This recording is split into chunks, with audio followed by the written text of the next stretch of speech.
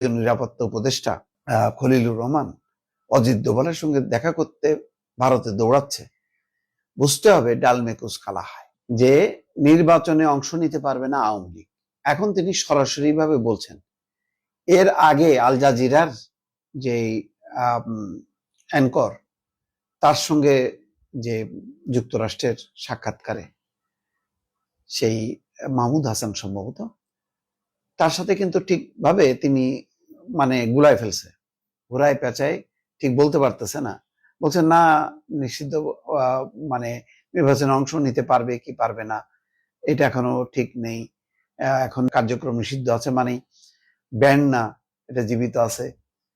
তো এখন তিনি স্পষ্ট করে বলছেন, কারণ এখন তাকে বলতে হবে, না বলে আর উপায় নেই।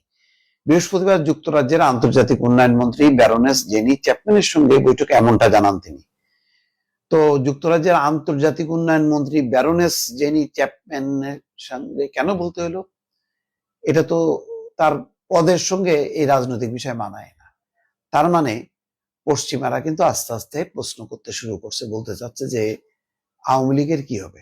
শেখ হাসিনা তো ব্যক্তি, আসাদুজ্জামান কামাল ব্যক্তি, এরকম আরো এরকম ব্যক্তি আছে 10,000 20,000, তো বিচার করো। কিন্তু আওয়ামী লীগ তো একটা দল, দল মানে হচ্ছে এটা সাধারণ মানুষও তার সদস্য।